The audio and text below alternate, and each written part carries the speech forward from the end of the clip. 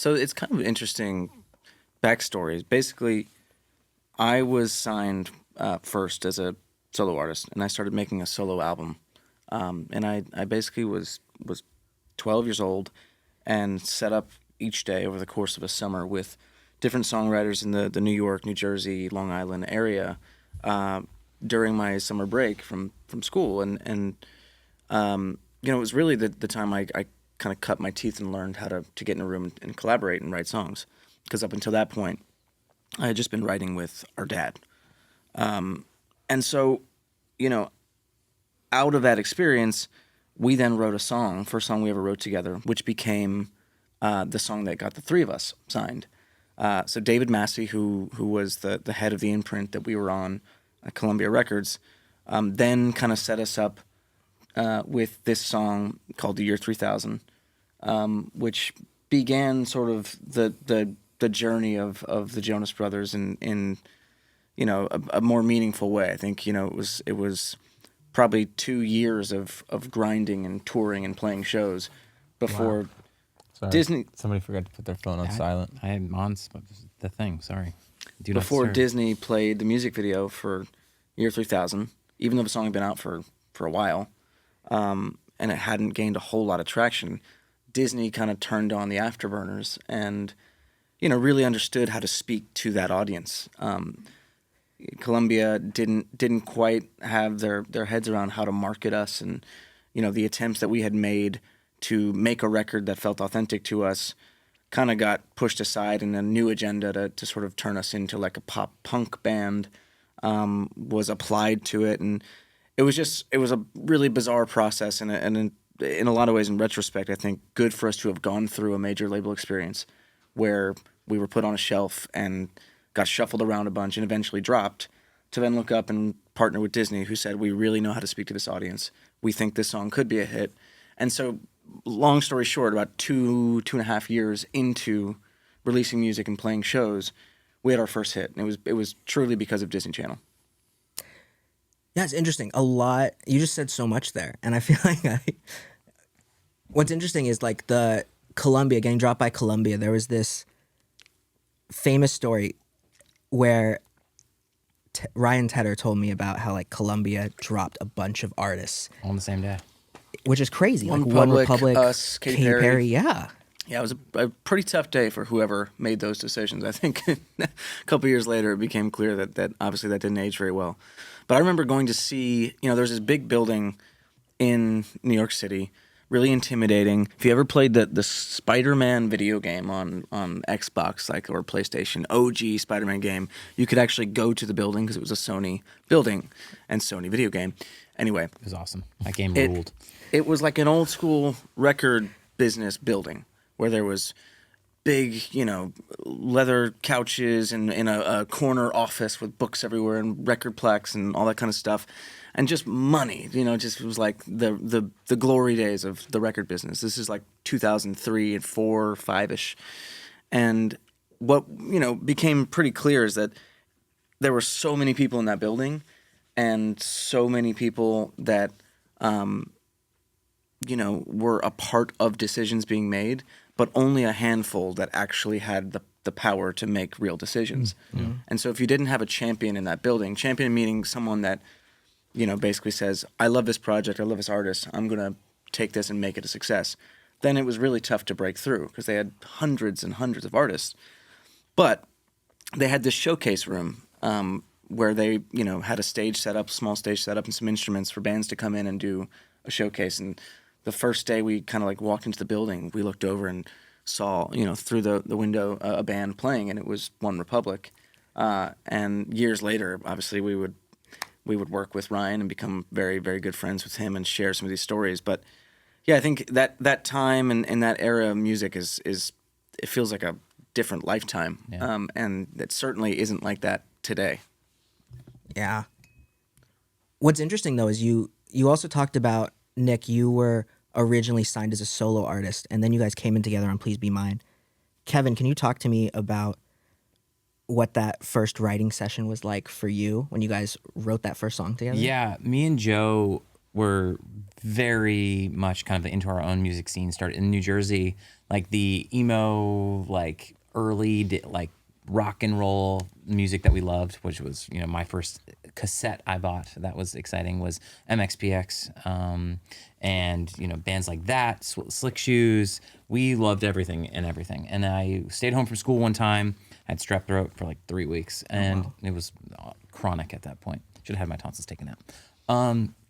But then learned to play guitar via Teach Yourself Guitar book. That's kind of like how I got started on acoustic guitar. And we Do you remember what the book was called, by the way? Teach Yourself Guitar. Is that really what it was called? Yeah, it's just Teach Yourself Guitar. It was in our family's piano's bench. It was just, there was one book in there. We had like a guitar that was given to the family. It was kind of an electric, but it was we played it like an acoustic. It was, no one played guitar yet, really, you know. So I started playing that, and it was very, very much, I fell in love with it quickly. Because, you know, who doesn't want to be in a band? I saw one of my best friends at the time, a couple of years past, I saw him in a band that he was in. He was a cello player. And he was in this like kind of like an early boy band, but like a rock boy band thing. And I went and saw him in the West Village, and my mind was blown. I was like, this is the coolest thing I've ever seen. I want to be in a band like this. And I went with my dad to see it. And I asked him, like, do you think I could do this? And he goes, maybe, if you keep working at it. It's not easy. And he wasn't like, yeah, you could do it. He was like, it's going to take a lot of work. He was very honest, which was really awesome and really It sounds great. like he was also supportive at the same time. Yeah, no, he was. He's like, yeah, maybe. Like, he's like, but you have to work at it. Yeah. And I think that's very much our whole energy, our whole life. They were very supportive, our parents, but they also like saw our drive. They never pushed us. We pushed, and they supported, which was incredible. But to actually answer your question, me and Joe were working on a song to play at our like church youth group, which was 24 by Switchfoot. One of our favorite albums ever, which is, what's the name of that album? Beautiful Letdown. And it's just incredible, that album, top to bottom, one of our favorites. Obviously, Switchfoot's actually getting on this on our new album, which is really cool. Oh, wow. And playing 24, we actually just played it recently on this last tour with Joel Foreman, which was kind of mind blowing for me. But we were working on this song in our bedroom. We shared a room, and Nick, I think, heard us through the wall, kind of came in, and we kind of just started playing around with a song concept. He was writing and doing his other things, but me and Joe kind of like were like not doing our own thing, but kind of focused on our own style and listening to music at the time. Yeah. What's interesting though is I saw like a really old like video footage of you, Nick, performing as Nicholas Jonas, like when you were 12. Yeah. On like a news broadcast. Yeah. But you had your brothers with you too. So like what's interesting is like brothers can honestly be very competitive with one another. But you were like, I want to make this into like a family project. What changed when you guys all came together? I don't think he wanted to. I mean, to be honest, it was kind of a decision that was made for us. The label basically heard the song, and rightfully so, said, "This is magical. We should turn this into a group project." But you know, keep in mind, I'm 12 years old. Maturity wise, emotional maturity was still obviously developing, and so it kind of felt like this thing had been taken from me, and now it was all of a sudden being spread out over the three of us. And it took me all of 24 hours to come to and be like, yeah, okay, this is going to be great, and to be excited about it. But our dad took me to lunch to tell me the news, and I was 12. I was disappointed. And then after, conversation and talking more through it and seeing the potential for what it could be to share this experience with my brothers, it was an incredibly exciting thing. And I couldn't deny too, like I knew there was an inherent sort of magic in what we had done together. And with the right team to help us, make an album and start to develop our sound, I thought it could be something really special. Yeah. It's also interesting though, because I mean, you come from the Broadway world. I was also Gavroche in Les Mis, fun fact. Oh, wow. Amazing. Cool. That's awesome. Joe, you and I were both born in Arizona, and We have nothing in common. We do.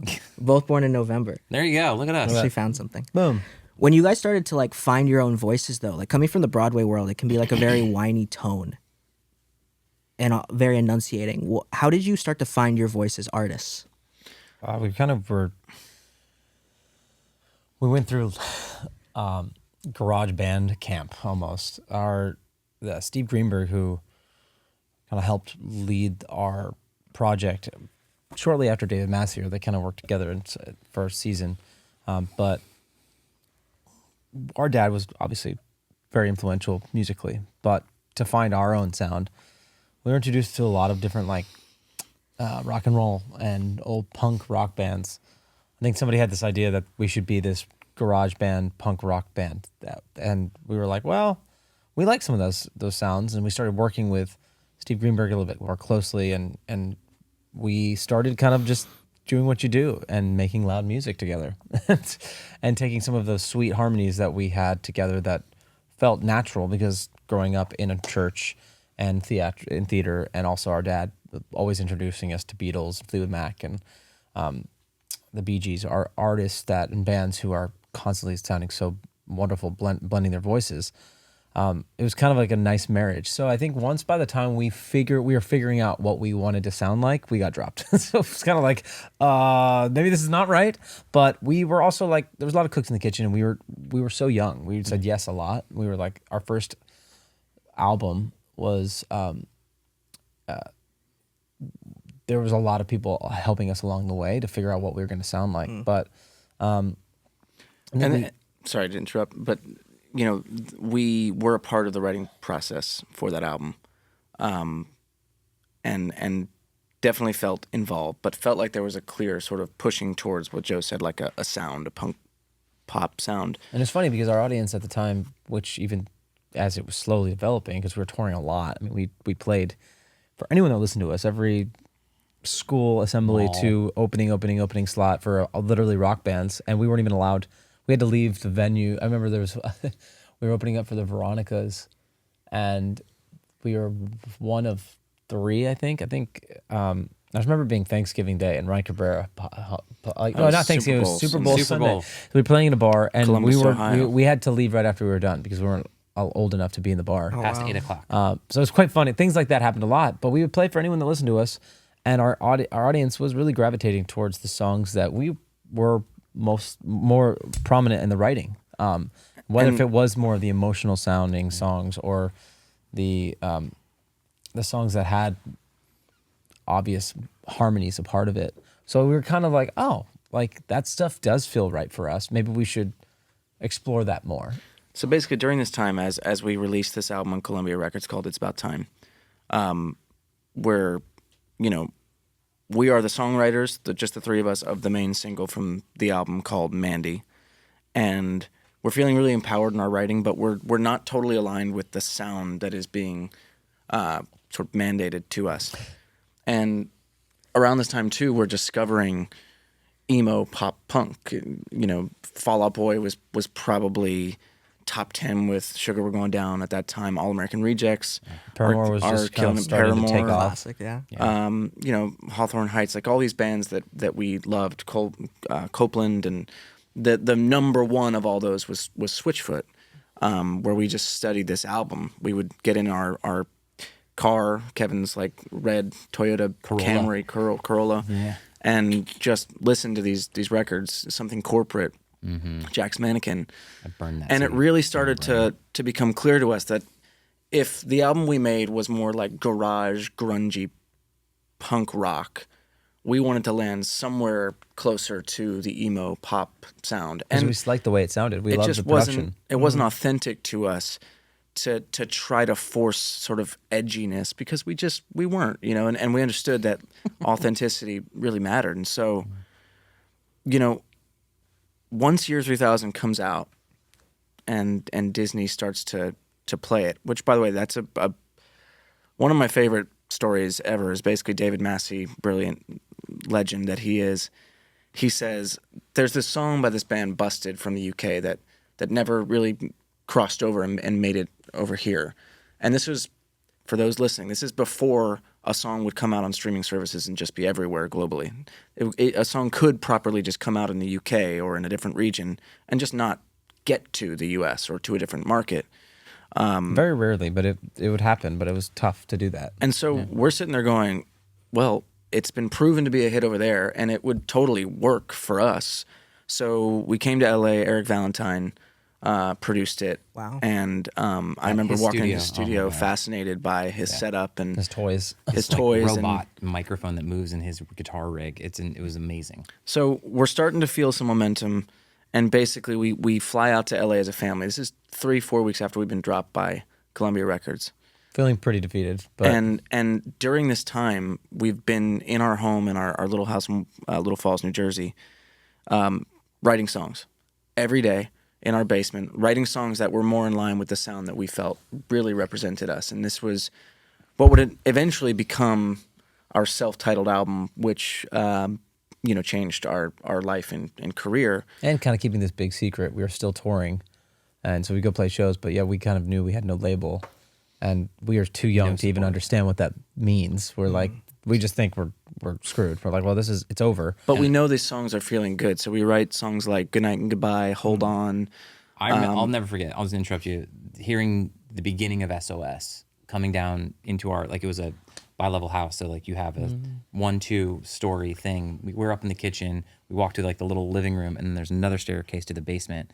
And going down there to hear Nick's melody and what he's already started on SOS, like, we looked at each other just like, this is different. I also remember with Hold On, Yeah. we were listening to Meant to Live a lot, and if you listen back to you A/B those two songs, Maybe we should.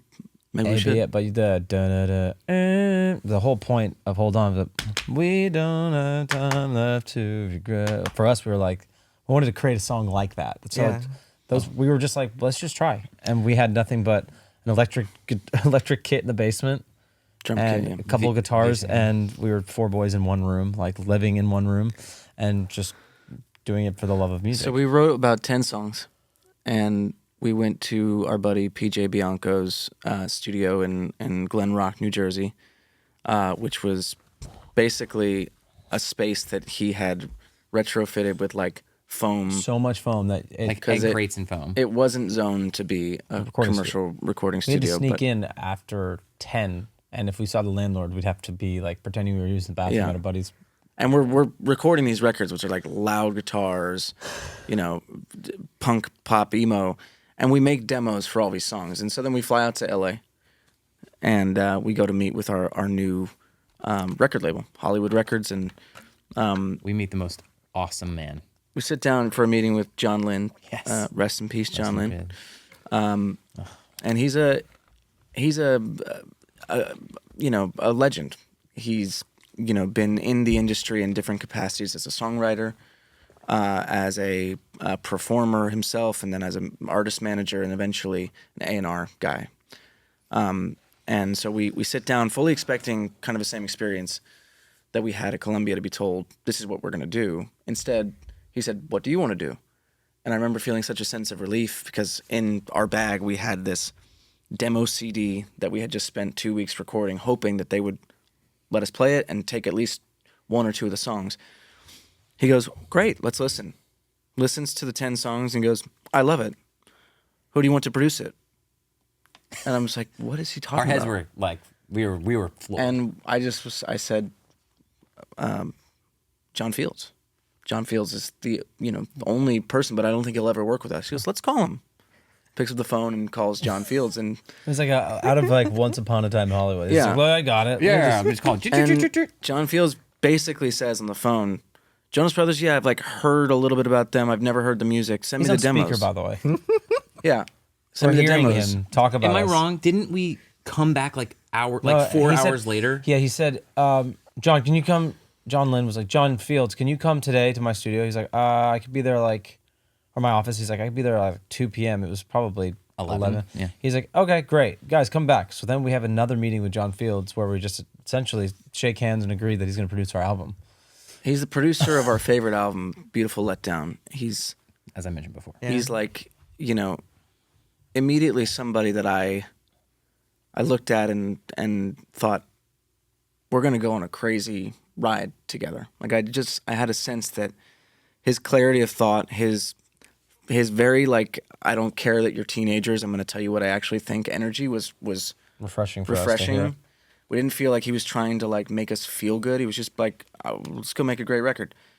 And you know, it started a 5-6 year journey of making albums with John Fields and making music for our TV show. And basically the demos that we recorded, about a couple weeks, month later, we were at a studio here in LA every day banging out one song, and we finished the album in like 14 days or something. Including 2 Christmas songs. Including 2 Christmas songs. The first song we recorded for the album was Hold On, Hold on.